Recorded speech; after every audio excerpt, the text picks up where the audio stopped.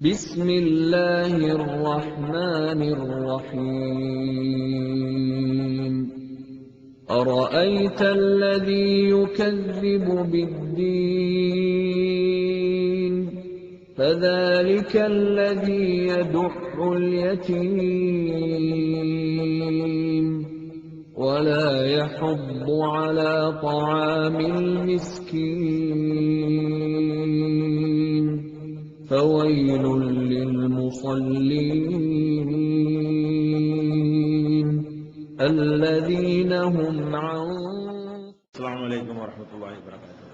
கண்ணியத்திற்குரிய எல்லாம் வல்ல அல்லாஹ் ஜல்ல ஷானஹு தஆலாவின் நல்லடியார்களே, நபிகள் நாயகம் ஸல்லல்லாஹு அலைஹி வஸல்லம் அவர்களுடைய ஒரு சுன்னத்தான வழிமுறையை அவர்கள் காட்டி தந்த முறையிலே நடைமுறைப்படுத்துவதற்காக நாம் எல்லாம் இங்கே குழுமி இருக்கிறோம். இந்த நேரத்தில் நபிகள் நாயகம் ஸல்லல்லாஹு அலைஹி வஸல்லமுடைய வலியுறுத்தி சொல்லப்பட்ட இந்த சுன்னத்தை நம்முடைய சமுதாயத்திலே அதிகமான பேர் அவர்கள் காட்டித் தந்த முறைக்கு மாற்றமாக நடத்தி கொண்டு அதுதான் சுன்னத்து என்கிற ஒரு தோற்றத்தை உண்டாக்கி கொண்டிருப்பதை நம்ம பார்க்கிறோம். நபிகள் நாயகம் ஸல்லல்லாஹு அலைஹி வஸல்லம் அவர்களுடைய சுன்னத்து என்று ஒன்றை சொல்ல வேண்டுமானால் அந்த காரியமும் அவர்களால் கற்றுத்தரப்பட்டிருக்க வேண்டும். அதை செய்ய வேண்டிய வழிமுறைகளும் அவர்கள் சொன்ன முறையில் அமைந்திருக்க வேண்டும். திருமணம் சுன்னத்து என்பதே உண்மை. அது எப்போது சுன்னத்தான திருமணமாக ஆகும் என்று சொன்னால் அதை நபிகள் நாயகம் ஸல்லல்லாஹு அலைஹி வஸல்லம் எப்படியெல்லாம் சொன்னார்களோ அப்படியெல்லாம் நம்ம செய்கிறோமா, அப்பதான் சுன்னத்தாக ஆகும். அவங்க செய்யாத முறைகளை செய்தோமையானால் இதை நாம மட்டும் செய்யல, எல்லாருமே திருமணம் செய்கிறார்கள். முஸ்லிம் அல்லாத எல்லா மதத்துக்காரர்களும் திருமணம் செய்கிறார்கள். அவங்க சுன்னத்தை நிறைவேற்றினாங்கன்னு சொல்ல முடியுமா? கடவுளை இல்லை என்று சொல்லக்கூடியவர்கள் கூட திருமணம் செய்கிறார்கள். அவர்கள் சுன்னத்தை நிறைவேற்றினார்கள் என்று சொல்ல முடியாது. அந்த மாதிரி ஒரு காரியமாக நம்முடைய திருமணம் ஆகுமே தவிர, எப்ப இது ஒரு சுன்னத்தாக ஒரு இபாதத்தாக மார்க்கத்திலே நமக்கு நன்மை தரக்கூடியதாக மறுமையிலே வெற்றி பெறக்கூடியதாக எப்ப அமையும் என்றால், நம்ம செய்கிற இந்த காரியம் அல்லாஹ்வுடைய ரசூல் ஸல்லல்லாஹு அலைஹி வஸல்லம் எப்படி நமக்கு காட்டி தந்தார்களோ, என்ன அறிவுரைகளை சொன்னார்களோ அந்த மாதிரி இருந்தால் தான் அமையும். இதுல முக்கியமான ஒரு விஷயத்தை மாத்திரம் இந்த நேரத்தில் நம்ம உங்களுக்கு சுட்டி காட்டுகிறோம். நபிகள் நாயகம் ஸல்லல்லாஹு அலைஹி வஸல்லம் காட்டி தந்த திருமண சுன்னத்திலே பிரதானமான முக்கியமான சுன்னத்து என்னவென்று சொன்னால், அவங்க சொல்றாங்க, இன்ன ஆலமன் நிக்காஹி பரக்கத்தன் ஐஸருஹு முனா. திருமணங்களிலேயே நிறைய பரக்கத்து தரக்கூடிய திருமணம், அதிகமான பரக்கத்து கிடைக்கக்கூடிய திருமணம் எது என்று சொன்னால் குறைந்த செலவிலே செய்கிற திருமணம். நபிகள் நாயகம் ஸல்லல்லாஹு அலைஹி வஸல்லம் சொல்றாங்க, திருமணம் செய்கிறோம், ஒரு ஆணையும் பெண்ணையும் குடும்ப வாழ்க்கையில நம்ம இணைத்து வைக்கிறோம். அவங்களுக்கு முதல்ல என்ன தேவை? அவங்களுக்கு முதல் தேவையே பரக்கத்து தான். பரக்கத்து என்று சொன்னால் குறைந்த பொருளில் நிறைந்த நன்மை அவர்களுக்கு கிடைக்க வேண்டும். அல்லாஹ் அவர்களுக்கு எதை கொடுக்கிறானோ அதில் அவங்களுடைய எல்லா தேவைகளும் நிறைவேற வேண்டும். யாரிடத்திலையும் கடன் இல்லாத முறையில் அவங்களுடைய வாழ்க்கை நடக்கணும். இதுக்கு பேர் தான் பரக்கத்துங்கிறது. பரக்கத்து என்று சொன்னால் அவர்களுக்கு எதை அல்லாஹ் கொடுக்கிறானோ அதுல அவங்களுடைய எல்லா தேவையும் பூர்த்தி ஆகணும். 1 கோடி ரூபாய் அல்லாஹ் கொடுத்து 2 கோடி ரூபாய்க்கு செலவழித்து விட்டான்னு சொன்னா அதுக்கு பேர் பரக்கத்து இல்லை. வந்தது 1 கோடி ரூபாயா இருக்கும், சில பேருக்கு பெரிய தொகை எல்லாம் கிடைக்கும். 2 கோடி ரூபாய்க்கு எல்லாம் நோயை கொடுத்தான்னு வைங்க, அந்த 1 கோடி கொடுத்து என்ன நன்மை? அந்த 1 கோடியும் கொடுக்காம 2 கோடி நோயும் கொடுக்காம ஒரு 10 லட்சம் ரூபாயை கொடுத்து சும்மா விட்டா லாபம் தான் அது. அதைத்தான் ஒரு முஸ்லிம் எதிர்பார்க்கணும். என்ன எதிர்பார்க்கணும்? ரொம்ப தரணும்னு எதிர்பார்க்காம அல்லாஹ் நமக்கு எதை தருகிறானோ அதில் நம்ம சாப்பிட்டுக் கொள்ள வேண்டும், நம்ம உடைகள் வாங்கிக் கொள்ள வேண்டும், வீடு வாசல் கட்டிக் கொள்ள வேண்டும், நகை நட்டுகள் வாங்கிக் கொள்ள வேண்டும், பிள்ளைகளுடைய படிப்புக்கு செலவழிக்க வேண்டும், அதுபோக கையில் கொஞ்சம் மிச்சம் இருக்க வேண்டியதான பரக்கத்து. அவன் எதை கொடுக்கிறானோ அதுல நம்முடைய தேவைகள்லாம் நிறைவேறி யாரிடத்திலையும் கடன் வாங்காம ஒரு காரியம் நிறைவேறுமையானால் அதுக்கு பேர் தான் பரக்கத்துங்கிறது. நபிகள் நாயகம் ஸல்லல்லாஹு அலைஹி வஸல்லம் எதை விரும்புறாங்க திருமணத்துக்கு செய்யற துஆவை கூட பாருங்க. எதை கேட்கிறாங்க? பாரக்கல்லாஹு லக, அல்லாஹ் உனக்கு பரக்கத்து செய்யட்டும். திருமணம் என்று சொன்ன உடனே நபிகள் நாயகம் ஸல்லல்லாஹு அலைஹி வஸல்லம் இந்த உம்மத்துக்கு என்னத்தை எதிர்பார்க்கிறார்கள் என்று சொன்னால், உங்களுக்கு பரக்கத்து கிடைக்கணும். பரக்கத்துனா விளையங்கிட்டீங்க. பரக்கத்துன்னு சொன்னா ஒரு வீட்டில் இருப்பாங்க, ஒரு படி அரிசியை போட்டு ஆக்குவாங்க, 3 பேர் தான் இருப்பாங்க, பத்தாது. இந்த ஒரு படி அரிசியில பரக்கத்து இல்ல. 10 பேர் இருப்பாங்க, அரைப்படி அரிசி ஆக்குவாங்க, 10 பேரும் சாப்பிட்டு மிச்சம் இருக்கும். அப்ப அல்லாஹ் என்ன செய்யறான்னா, நமக்கு கண்ணுக்கு தெரியாத ஒரு அருளை அதுல சொரிந்து அவங்களுக்கு தன்னுடைய ஒரு கருணையை காட்டுகிறான். இதுதான் பரக்கத்து என்பது. அப்ப இந்த மாதிரியான பரக்கத்துக்கு நபி ஸல்லல்லாஹு அலைஹி வஸல்லம் அவர்கள் கூட நிறைய உதாரணங்களை நமக்கு சொல்லி இருக்கிறார்கள். நீங்கள் கூட இந்த சமுதாயம் கூட அல்லாஹ்வுடைய பரக்கத்தை நீங்க அனுபவிச்சுக்கிட்டு இருக்கிறீங்க. மற்ற சமுதாய மக்கள் எல்லாம் அவங்களும் வேலைக்கு போவாங்க, அவங்க மனைவியும் வேலைக்கு அனுப்புவாங்க, அவங்க பிள்ளைகளும் வேலைக்கு போவாங்க, பொம்பளை பிள்ளைகளும். அப்போ இவர் போய் கதிர இருக்க போனாருன்னா அவங்க மனைவி நாத்து நடுறதுக்கு போவாங்க, இவர் போய் கொத்தனாருக்கு போனாருன்னா அவங்க பொண்டாட்டி சித்தாள் வேலைக்கு போவாங்க. அப்ப ஒவ்வொரு சமுதாயத்திலும் நீங்க எடுத்துக்கொண்டீர்களே ஆனால், ஆண்கள் எப்படி வெளியே போய் சம்பாதிக்கிறாங்களோ அதே மாதிரி அவங்க குடும்பத்து பெண்களும் போய் சம்பாதிக்கிறார்கள். இப்படி எல்லாம் சம்பாதிப்பதன் மூலமாக அவர்கள் நம்மை விட பல மடங்கு ஒரு நாளைக்கு சம்பாதிக்கிறாங்க. ஒரு குடும்பத்தில் 10 பேர் இருப்பார்களே ஆனால் 10 பேரும் ஒரு 250 ரூபாய் கணக்கு வச்சா கூட 2500 ரூபாய் என்ன செய்யறாங்க, ஒரு நாளைக்கு சம்பாதிக்கிறார்கள். மாசம் 75,000 ரூபாய் சம்பாதிக்கிறார்கள். அரபு நாட்டுக்கு போனா கூட அப்படி சம்பாதிக்க முடியாது. அவ்வளவு பெரிய வருமானம் வரக்கூடிய சமுதாயமாக மற்ற சமுதாய மக்கள் எல்லாம் இருக்கிறார்கள். நம்ம நிலைமை என்ன? ஒரே ஒருத்தன் வெளிநாட்டுக்கு போவான், அல்ல ஒரே ஒருத்தன் ஒரு பெட்டிக்கடை வச்சிருப்பான், அவனை சார்ந்து அம்மா அப்பா அக்கா தங்கச்சி இன்னும் பல முதியவர்கள் எல்லாமே அவனுடைய பொறுப்பின் கீழே இருப்பாங்க. அம்மா வேலைக்கு அனுப்ப மாட்டான், பொண்டாட்டி வேலைக்கு அனுப்ப மாட்டான். ஒருத்தன் சம்பாதிக்கிறான். எவ்வளவு சம்பாதிக்கிறான்? மாசத்துக்கு 2000 3000 5000 சம்பளம் வாங்கக்கூடிய ஒருத்தன், அதுல அவன் சாப்பிடுறான், பொண்டாட்டி பிள்ளைலாம் சாப்பிடுது. அதுக்கு மேலையும் வீடு கட்டுறான், நகை நட்டு வாங்கி போடுறான். 75,000 சம்பாதிக்கிறவன் இப்படி அடுக்கிறது கிடையாது, பில்டிங்ல கட்டிடத்தில் இருக்கிறது கிடையாது, குடிசையில் இருந்துகிட்டு இருக்கிறான். ஆனா 5000 சம்பாதிக்கிற உங்களால எப்படி வச்சிருக்கிறான் அந்த சமுதாயத்தை? ஒரு ஆம்பளை சம்பாதித்து அதுல தேவையெல்லாம் நிறைவேறி கம்மியா சம்பாதிக்கிறோம், மிச்சம் ரொம்ப இருக்குது. அப்ப குறைந்த காசுலயே நம்ம தேவையெல்லாம் பூர்த்தி ஆயிடுது. தேவையில்லாத நோய்கள் எல்லாம் கொடுக்கறது இல்ல. அந்த மாதிரி நோய்களை கொடுத்து அதுல அழிக்கிட்டு போகாம, விபத்துல அழிக்கிட்டு போகாம, நம்ம கண்ணுக்கு தெரியாத முறையில் நம்முடைய பொருளாதாரம் பாழாகாம அல்லாஹ் பரக்கத்தை செய்து கொண்டிருக்கிறோம், அனுபவித்துக்கிட்டு இருக்கிறோம். பரக்கத்துங்கிறது வேற சமுதாய மக்களுக்கு ஆச்சரியமா இருக்கலாம். அல்லாஹ் கண்ணு முன்னாடி காட்டுறான். இந்த ஒரு சமுதாயம் மட்டும் ஏன் இவ்வளவு கஷ்டப்பட்டு ஒருத்தன் சம்பாரிச்சு அவங்க நம்முடைய சமுதாயம் மாதிரி வீடுகள் மற்றவங்க கட்டியிருக்கிறாங்களா? ஒவ்வொரு முஸ்லீம் ஊர்களையும் பாருங்க வீடுகள் எப்படி இருக்கிறது. அதுக்கு பக்கத்துல உள்ள அந்த கிராமப்புறங்களை போய் பாருங்க, எல்லாமே குடிசைகளா இருக்கும். வருமானம் எவ்வளவு கணக்கு எடுத்து பாருங்க. நாங்க வீட்டுல சும்மா தான் இருப்பாங்க, நம்ம வீட்டுல எல்லாம் கணக்கு எடுத்தோம்னா அங்க கேட்டீங்கன்னா என்ன செய்வாங்க, வருமானம் எனக்கு இவ்வளவு கணக்கு சொல்லி ஒரு 4000 3000 2000 ரூபாய் ஒரு நாளைக்கு சம்பாத்தியம் வருதுன்னு சொல்லுவாங்க. ஏன் அவங்களுக்கு நகை போட முடியல? ஏன் அவங்களுக்கு பில்டிங் கட்டிட்டு இருக்க முடியல? அவங்களுக்கு சேமிப்பு இல்ல, நமக்கு மட்டும் ஏன் அல்லாஹ் செய்யறான்னா இதுதான் பரக்கத்துங்கிறது. நமக்கு தருவது குறைவாக இருந்தாலும் அவன் நினைச்சான்னு சொன்னா 100 ரூபாயை நம்ம கொடுத்து நம்மள பெரிய லெவல்ல கொண்டு பார்த்தவர்கள்லாம் பெரிய கோடீஸ்வரன் நம்ம நினைக்கிறாங்க. உள்ள நுழைஞ்சு பார்க்கும்போது நம்மகிட்ட வறுமையா இருக்கு, நமக்கு தெரியுது பொருளாதாரம் கம்மி, சம்பளம் கம்மிங்கிறது. யார் பார்த்தாலும் பாய்மார்கள் நல்லா தான் பார்க்கிறாங்க, சொல்றாங்களா இல்லையா?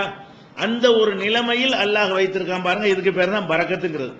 அப்ப இதுதான் ரசூல் ஸல்லல்லாஹு அலைஹி வஸல்லம் திருமணத்துல எதை இலக்கா வைக்கிறாங்கன்னா, கல்யாணம் பண்ணிட்டீங்க பெரிய கோடீஸ்வரனா போன்னு கேட்கல. ஏன் கோடீஸ்வரனா போய் 7 கோடிக்கு கடனாளியா இருப்பான், அது என்ன அந்த கோடீஸ்வரன் நமக்கு என்னத்துக்கு? கோடீஸ்வரனா போய் 1 கோடிக்கு அதிபதியா போய் 7 கோடிக்கு நோயாளியா இருப்பான், அந்த கோடி நமக்கு என்னத்துக்கு? நமக்கு தேவையெல்லாம் என்னது? உனக்கு என்ன அல்லாஹ் தர்றானோ அதுல உன் தேவையெல்லாம் நிறைவேறிட்டு அப்புறம் என்னத்துக்கு உனக்கு வேற ஆசை இருக்கு? எல்லாம் நிறைவேறி மிச்சம் வச்சிருந்தீங்கன்னா அதான உனக்கு தேவை. இத கவனத்துல கொண்டுதான் திருமணத்திற்கு நபி ஸல்லல்லாஹு அலைஹி வஸல்லம் துஆ செய்யும் பொழுது பாரக்கல்லாஹு லக, உனக்கு அல்லாஹ் பரக்கத்து செய்யட்டும். அப்துர் ரஹ்மான் பின் அவுஃப் என்கிற ஒரு தோழர் ரசூல் ஸல்லல்லாஹு அலைஹி வஸல்லம் வர்றார். வந்தா மஞ்சள் நிறத்துல ஒரு நறுமணம் பூசி கொண்டு வருகிறார். என்னப்பா ஒரு நறுமணம் பூசிக்கிட்டு வித்தியாசமா வர்றீங்களா, என்ன விஷயம்? அவர் சொல்றாரு, எனக்கு நேற்று திருமணம் ஆயிடுச்சு. அப்ப நபிகள் நாயகம் ஸல்லல்லாஹு அலைஹி வஸல்லம் உடனே என்ன செஞ்சாங்க, பாரக்கல்லாஹு லக, அல்லாஹ் உனக்கு பரக்கத் செய்யட்டும். இப்ப திருமணங்கிற ஒரு விஷயம் வந்த உடனேயே ரசூல் ஸல்லல்லாஹு அலைஹி வஸல்லம் நமக்கு நம்ம உம்மத்துக்கு எதிர்பார்த்தது எது? பரக்கத். பரக்கத் எப்ப கிடைக்கும்? பரக்கத்து கிடைக்கும்னு சொல்லியாச்சு. பரக்கத்து கிடைக்கும் நினைச்சோன்னா பரக்கத்து ஆயிருமா? ஒரு நோய் இருக்குன்னு தெரிஞ்சு போச்சு, அதுக்கு இதான் மருந்துன்னு தெரிஞ்சு போச்சு. மருந்து சாப்பிட்டா தானே நோய் தீரும். மருந்து இருக்குன்னு தெரிஞ்சு வச்சுட்டா நோய் தீருமா? அப்ப நபி ஸல்லல்லாஹு அலைஹி வஸல்லம் அவர்கள் பரக்கத்து தான் திருமணத்தில் முதன்மையானது என்று சொன்னார்கள். எப்ப பரக்கத்து கிடைக்கும் என்றால், எவ்வளவு கம்மியான குறைவான செலவில் நீ கல்யாணம் பண்றியோ அதுக்கு ஏற்றவாறு தான் பரக்கத்து இருக்கும். இன்ன ஆலமன் நிக்காஹி பரக்கத்தன் ஐ சருகுமுனா, திருமணத்திலேயே ரொம்ப பரக்கத்தான திருமணம், அல்லாஹ்வுடைய மறைமுகமான அருளை பெற்று தருகிற திருமணம், குறைந்த செலவில் நடத்தப்படுற திருமணம். உன் திருமணம் 10,000 நான் 5,000 நடத்தி காட்டுறேன் வரணும். நீ 5,000 நடத்தினியா நான் 1000 நடத்தி காட்டுறேன் என்று வரணும். நீ 1000 நடத்தி காட்டினியா 200 ரூபாயில் நடத்தி காட்டுறேன் என்று யார் இறங்கி வருகிறார்களோ அவர்களுக்கு அல்லாஹ்வுடைய மறைமுகமான ஒரு அருள் கிடைக்கும். நீங்கள் ஆடம்பரம் பண்ணிலாம் என்ன கிடைக்கும்? பேரு கிடைக்கும், பெருமை கிடைக்கும், ஊர் மக்கள் புகழ்வாங்க அப்படின்னு நினைக்கிறீங்க. அதுவும் கிடைக்காது. ஏன்? திட்டிக்கிட்டு தான் போவான், திட்டிட்டு போவான். பிரம்மாண்டமான நீ கல்யாணம் பண்ணீங்கன்னு சொன்னா வருவான், சாப்பிடுவான். சாப்பிட என்ன செய்வான்?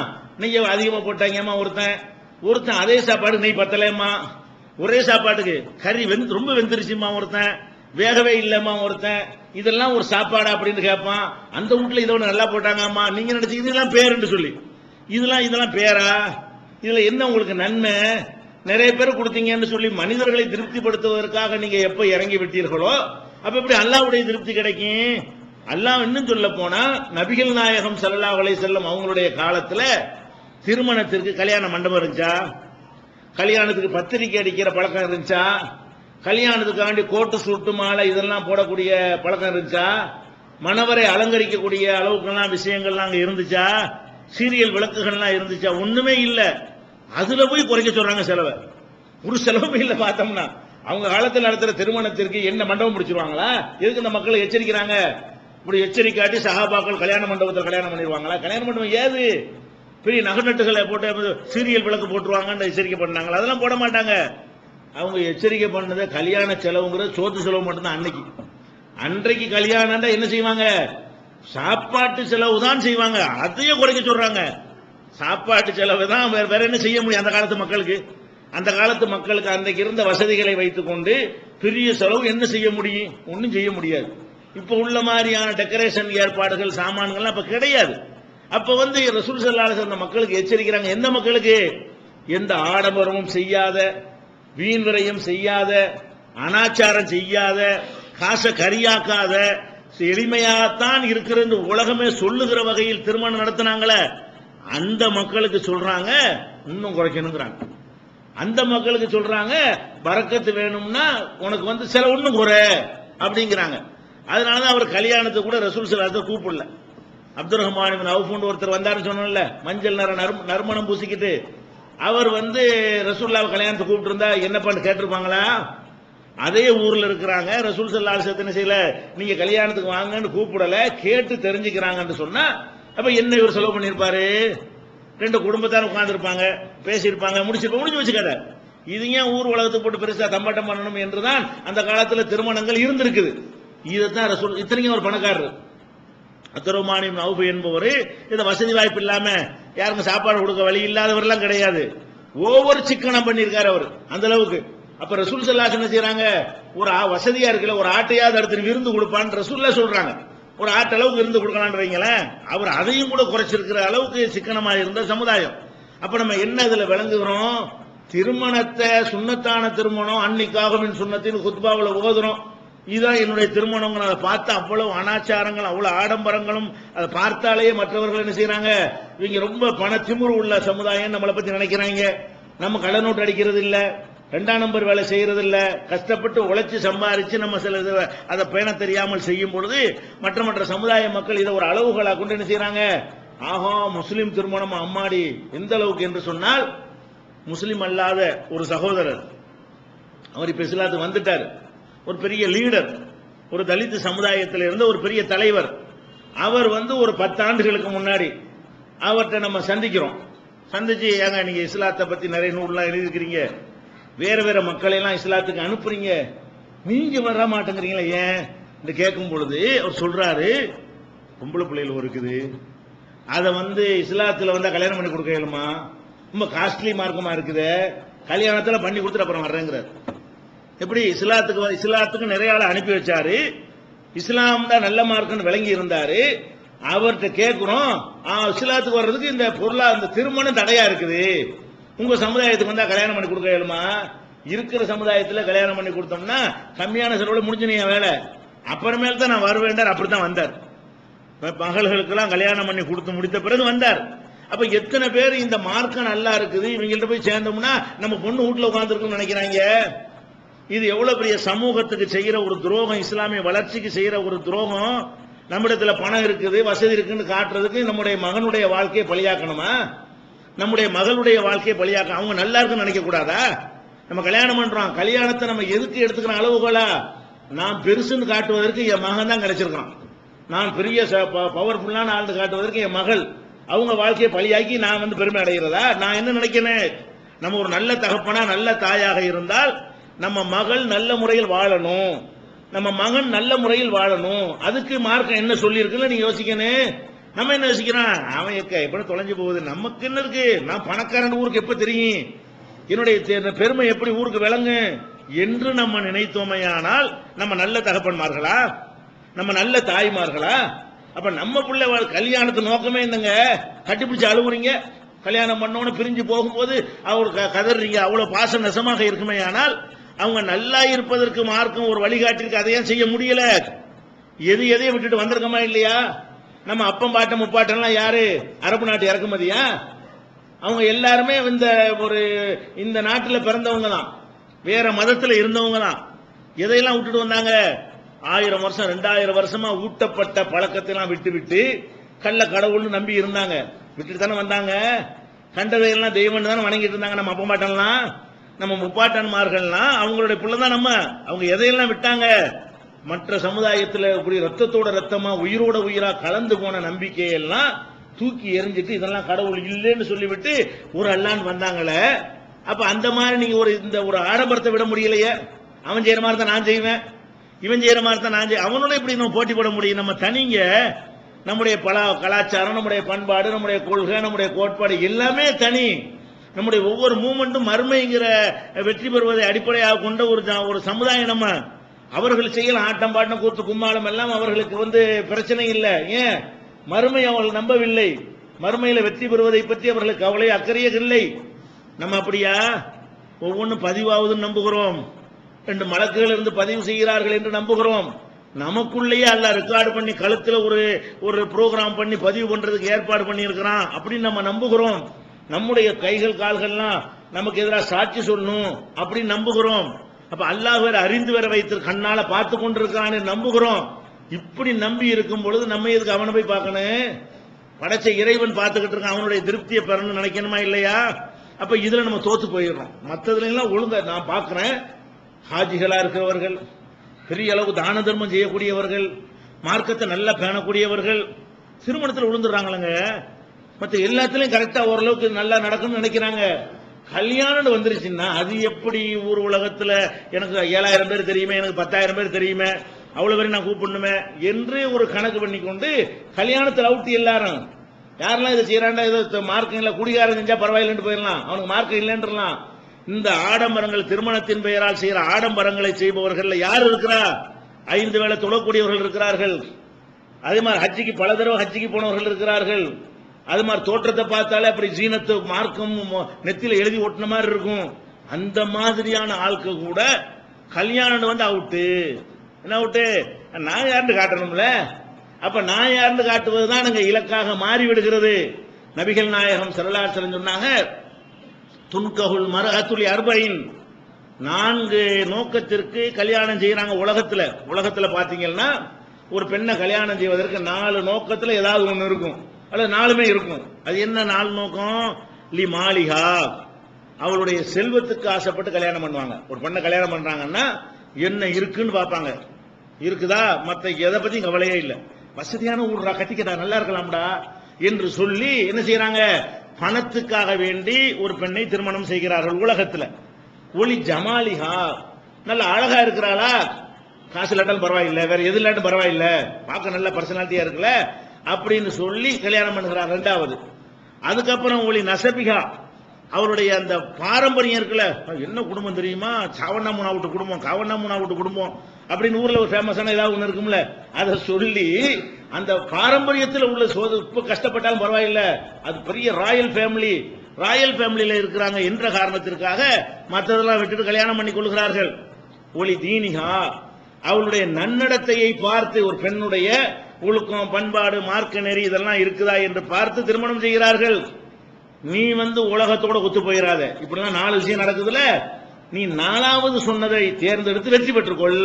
ரசூல் ஸல்லல்லாஹு அலைஹி சொல்றாங்க, ஃபல்ஃபர் பிதாத்தித்தீன், நீ கல்யாணம் பண்ணும் பொழுது அந்த பொண்ணுக்கு வசதி இருக்கான்னு பார்க்காத, அந்த பொண்ணு பெரிய பேரழகியா இருக்கான்னு நீ பார்க்காத, நல்ல ராயல் ஃபேமிலியில இருக்கிறாங்களான்னு பார்க்காத, எதை மட்டும் நீ பாரு, தீன் இருக்குதா, மார்க்கம் இருக்குதா, தொழுகை இபாதத் இருக்குதா, இறையச்சம் இருக்கிறதா, அப்ப மார்க்கத்தில் பற்றுதலாவும் பேணுதலாவும் இருக்குமா அப்படின்னு பார்த்து நீ கல்யாணம் பண்ணி வெற்றி பெற்றுக் கொள்ளுங்கிறாங்க. வெற்றி அங்கதான் இருக்குது. நம்ம பிள்ளை வெற்றி பெறுவதற்கு இதை யாராவது பாக்குறீங்களா? நம்ம பிள்ளைகள் வெற்றி பெறுவதற்கு நம்ம எதை பாக்குறது இல்ல, இது இருக்குதான்னு பார்த்து இதோட சேர்ந்த 3 வந்தா அல்ஹம்துலில்லாஹ். தீன் இருக்கிறதோட காசு வந்தா வேணான்னு சொல்ல தேவையில்லை. தீனோட பாரம்பரியம் இருந்தால் பிரச்சனை இல்லை, தீனோட அழகும் இருந்தால் பிரச்சனை இல்லை. தீனு இல்ல மத்த 3 இருக்குது ஓகேங்கிறமே. அப்ப இந்த திருமணத்துல எப்படி வெற்றி கிடைக்கும்? வெற்றி கிடைக்கான்னு ரசூலுல்லாஹ் சொல்லிட்டாங்களே, எதுல கிடைக்குமா? தீன் உடையவர்களை திருமணம் செய்து நீ வெற்றி பெற்றுக் கொள்ளாங்க. அப்ப நம்ம திருமணத்துல முக்கியமாக இந்த சமுதாயம் கவனிக்க தவறுனது என்ன என்று சொன்னால், அதை ஒரு குடும்ப கௌரவத்திற்குரிய அடையாளமா ஆக்கி கொண்டது. இது சுன்னத்து அல்ல. இது மாதிரி செய்யற திருமணம் நபி வழி திருமணம் அல்ல. இதுல எந்த பரக்கத்தும் கிடைக்காது. எளிமையா சிக்கனமா கல்யாணம் பண்ணா என்ன கேடு வந்துடும்? பொண்ணு வராது. மலக்குமார்கள் துவா செய்வாங்க. ரசூலுல்லாஹ்வுடைய துவா பொதுவா ஏற்கனவே இருக்கு, பரக்கத்து நிறைய இருக்குன்னு துவா செஞ்சுட்டு போயிட்டாங்க. பாக்குறவங்க எல்லாம் உங்களுக்கு பரக்கத் செய்வாங்கன்னு துவா செய்வாங்க. அல்லாஹ்வும் அதுக்கு கேரண்டி, ரசூலுல்லாஹ் சொன்ன காரணத்தினால அல்லாஹ்வும் கேரண்டியாக நமக்கு பரக்கத்து செய்வான். இவ்வளவு அனுகூலத்தை விட்டுட்டு நம்ம எதுக்கு உலகத்துக்காக வேண்டி நம்ம வாழணும்? அப்ப இதுல நம்ம கூடுதலாக கவனம் செலுத்த வேண்டும். இதை உடைக்கணும்.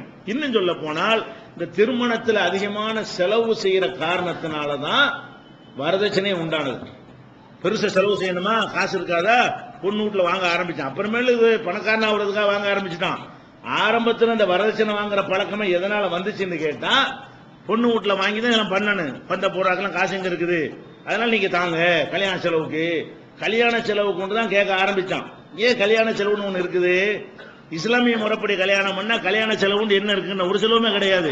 இந்த பேரிச்சம்பழத்தை கொடுத்து கல்யாணம் பண்ணிட்டு போயிடலாம், ஆளுக்கு ஒரு டீயை கொடுத்து கல்யாணம் பண்ணிட்டு போயிடலாம், ஒரு பிஸ்கட்டை கொடுத்து கூட கல்யாணம் பண்ணலாம். அதெல்லாம் வலிமா தான். வலிமாண்டா என்ன இல்ல, பெரிய அறுசுவையோட பயங்கரமா செய்யறதுதான் வலிமாண்டு கிடையாது.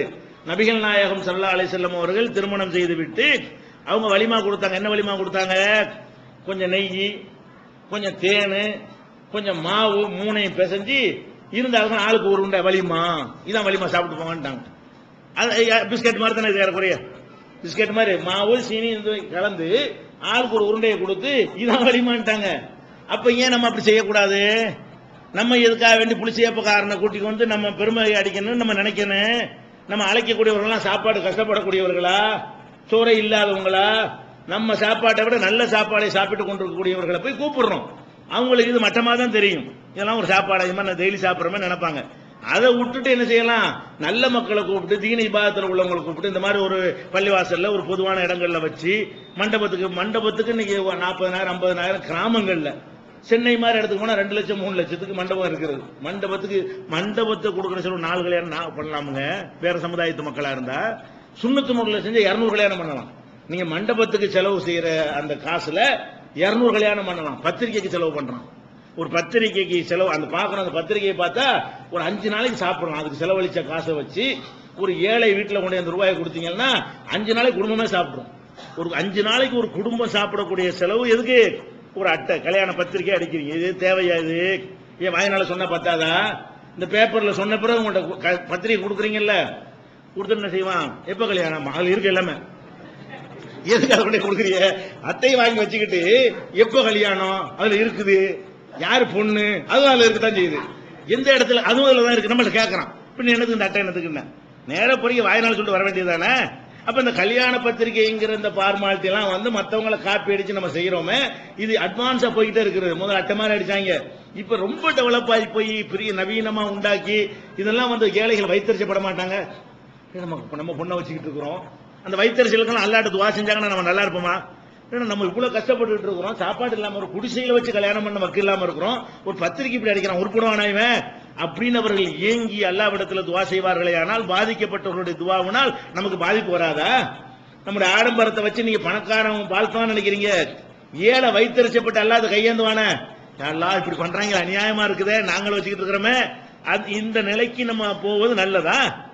அப்ப பத்திரிக்கை செய்யறோம், ஊரை எல்லாம் அலங்காரம் பண்றோம், பந்தல் போடுறோம், சீரியல் லைட் போடுறோம், இப்படி வச்சு பண்ண என்ன குறைஞ்சு போச்சு? இப்ப பள்ளிவாசல வச்சுக்கிட்டு இருக்க நல்ல மக்களை யார் தொழுகை பார்த்துருக்காங்க அவங்கள கூப்பிட்டு வச்சு அது கல்யாணத்தை முடிச்சுட்டு துவா செஞ்சுட்டு போங்கன்னா எவ்வளவு நல்லா இருக்கும், அது அந்த மக்கள் நல்லா இருப்பாங்க. அப்ப இந்த மாதிரியான ஒரு அடிப்படையில் நம்ம என்ன செய்யணும்? திருமணங்களை மாற்றணும், வசதி உள்ளவர்களுக்கு உடைக்கணும். ஊர் உலகத்தை திருப்திப்படுத்த நினைக்கவே கூடாது, உடைச்சு எரியணும். வசதி படைத்தவர்கள் என்ன செய்யணும்? நம்மகிட்ட வசதி இருந்தாலும் நான் இப்படிதான் செய்வேன், 50 பேர் தான், உங்களுக்கு வந்து பதில் சொல்றதுக்கு கஷ்டம் கிடையாது. எவ்வளவு நெருங்கின ஆட்களா இருந்தாலும் சரி, இல்லங்க நாங்க மார்க் அடிப்படையில் இப்படித்தான் இருக்குது, மார்க்கத்துக்காக செய்யறோம்னு சொல்லிட்டு போட்டு மார்க்க தலையில போட்டு உடையாந்துருங்க. ஏன்னா என்னைய கூப்பிட உன்னை கொள்ளும்பாங்களே, இல்லங்க நாங்க வந்து பள்ளியாசம் நடத்த போறோம், சிம்பிளா நடத்த சொல்ல எங்க மார்க்கத்தில் இருக்குது, அதை நாங்க பேண போறோம்னா உங்களை அடிக்க போறானா? இப்படி ஒரு மார்க்கம் இருக்கான்னு அவன் ஈர்க்கத்தான் படுவான். உங்களை அடிக்க மாட்டேன், என்ன செய்வான்? மார்க்கத்தில் இப்படி சிம்பிளா வச்சிருக்காங்களா, நல்லா இருக்குது அப்படிங்கிற மாதிரி ஈர்க்கப்படுவானே தவிர எனக்கு ஏன் சோறு தரல, என்ன ஏன் கூப்பிட நேரம் கேட்பானா? உங்களை தூக்கி பழிய தூக்கி போடுவதற்கு மார்க்கம் ரெடியா இருக்க, நீங்க உங்க கௌரவத்தை விடாமலே தப்பிச்சுக்கலாமே. யாருக்கிட்ட என்ன செய்யலாம்? இல்லங்க எங்க மார்க்கத்தில் இப்படிதாங்க இருக்குது, நபி சொல்லிட்டாங்க, நபி சொன்னபடிதான் நாங்க நடத்தணும், இல்ல நாங்க பாவி ஆயிருவோம்னு சொல்லி அப்படி போட்டு விட்டீங்கன்னா ஒரு கௌரவத்தை கூட பாதிப்பு வராத. அப்ப அந்த மாதிரியான ஒரு அடிப்படையில் நம்முடைய திருமணங்கள் என்ன செய்யணும்? அமைத்துக் கொள்ளணும். திருமணத்தில் முக்கியமாக இன்றைக்கு புறக்கணிக்கப்படுகிற அந்த எளிமை திரும்ப கொண்டு வரப்பட வேண்டும். பள்ளி வாசல் நடத்தி இதுக்கு மிஞ்சின எளிமை இருக்கு, 2 குடும்பத்தான வீட்டில் வச்சு பண்ணிக்கிறது, இன்னும் இதுக்கு மிஞ்சின எளிமையும் கொண்டு வரலாம். எளிமைக்கு போட்டி போடுங்க. ஒவ்வொருத்தி கல்யாணம் பண்ணிட்டாங்களா, இவங்க இந்த குடும்பத்தார் ஒரு வசதி உள்ளவங்க தான், இவங்க நினைச்சாங்கன்னா மண்டபத்தில் பெரிய அளவுல செய்ய முடியும். இதை பார்த்து நீங்க என்ன செய்யணும்? இப்படி பண்றீங்களா, நாங்க என்ன செய்யறோம் பாருங்க, நீங்க போட்டி பண்ண எதுல? குறைக்கிறதுல. இதை விட குறைந்த செலவுல திருமணம் செய்வதற்கு நீங்கள் போட்டி போட்டீங்கன்னா பரக்கத்துக்கு போட்டி போடுறீங்க, நல்ல நிலையை அடைவதற்கு போட்டி போடுறீங்க என்று அர்த்தம். அப்ப நம்ம நபிகள் நாயகம் ஸல்லல்லாஹு அலைஹி வஸல்லம் அந்த அடிப்படையில் நாம உடையில கலந்து கொள்கிறோம். திருமணங்களுக்கு பிரயாணம் பண்ணக்கூடாது, நாங்கெல்லாம் தௌஹீத் ஜமாஅத் ஒரு கொள்கையா வைத்திருக்கிறோம். திருமணத்துக்காக பயணப்பட்டு அங்க போற தொண்டில கல்யாணம்னு கூப்பிடுவாங்க, போகவே மாட்டோம். கல்யாணத்துக்குன்னு போற ரசூலுல்லாஹ் கூப்பிட வச்சாங்க, நான் இருக்கிற ஊர்ல கல்யாணம் நடந்தா வந்து கலந்துக்கிறேன் தவிர இதுக்கான மெனக்கட்டு பயணப்பட்டுலாம் நாங்க போக முடியாதுன்னு சொல்லிட்டு நம்ம அப்படி ஒரு கொள்கையை வச்சுக்கிட்டு இருக்கிறோம். சொந்த பந்தங்கள்ல கல்யாணம் பண்றாங்க, மண்டபங்கள்ல பண்றாங்க, நாங்க போக மாட்டோம். இந்த ஜமாத்தை பொறுத்த வரைக்கும் திருமண மண்டபங்கள்ல கல்யாணம் பண்ணாங்கன்னு என்ன செய்ய மாட்டோம், போக மாட்டோம். நமக்கு முடியாதுப்பா, நீ எளிமையா வீட்டுல பண்ணு, இல்ல பள்ளியாசல் பண்ணு, கூப்பிடு வர்றேன், நான் ஊர்ல இருந்தா வர்றேன், இல்லைன்னா வந்து இப்படி செஞ்சுன்னா வரமாட்டோம். இப்படியாக்க நம்ம என்ன செய்யணும்? மக்களை எஜுகேட் பண்ணி கொண்டு போனாதான் அந்த ஏழை குமரர்களும் கரையேறுவாங்க. ஏழை குமரர்களுடைய திருமணம் லேசாகும். எந்த சமுதாயத்தில் திருமணம் வந்து கஷ்டமாகி விடுகிறதோ அந்த சமுதாயத்தில் விபச்சாரம் லேசாகிவிடும். நல்லா தெரிஞ்சுக்கிறீங்க. எந்த சமுதாயத்தில் கல்யாணங்கிறது பயங்கரமான பாரதூரமான விஷயம் ஆகிவிடுகிறதோ அங்க என்ன நடக்கும்? ஒழுக்கக்கேடு தான் நடக்கும். கல்யாணம் லேசாக தப்பு நடக்காது. லேசா டக்குனு கல்யாணம் நடந்துருது, பருவம் வயசு அடைஞ்சவன கல்யாணம் மாப்பிள்ளை கிடைச்சிருது, பொண்ணு கிடைச்சிருது, அப்ப தப்பு தண்டாக்க போனா. இப்ப திருமணத்தை நீங்க சிரமமாக்க நம்ம வாழுகிற காலம் இன்னும் மோசமா கெடுத்து நாசமாக்கி விடும். அதனால திருமணத்தை வந்து லேசாக்குங்க, எளிமையாக்குங்க. எளிமையான திருமணத்தின் மூலமாக அல்லாஹ்வுடைய பரக்கத்தை பெறுங்க. அப்படி பெற்ற ஒரு திருமணமாக இது அமைந்திருக்கிறது. அல்லாஹ் ரப்பல் ஆலமீன் இது போன்ற திருமணங்கள் அதிகம் பெருகுவதற்கு அருள் புரிவானாக என்று கூறி மணமக்களை பாரக்கல்லாஹு லக வ பாரக அலைக்க வ ஜமா பைனகுமா ஃபீ கைர், அல்லாஹ் உங்களுக்கு உள்ளும் புறமும் பரக்கத்து செய்வானாக, உங்கள் இருவரையும் நல்ல விஷயங்களிலே ஒன்று சேர்த்து வாழ வைப்பானாக என்று நபிகள் நாயகம் ஸல்லல்லாஹு அலைஹி வஸல்லம் வாழ்த்திய அந்த வாழ்த்தை, அந்த துஆவை செய்து நிறைவு செய்கிறேன். வாஹிர் தாவானா அல்ஹம்துலில்லாஹி ரப்பில் ஆலமீன். அஸ்ஸலாமு அலைக்கும்.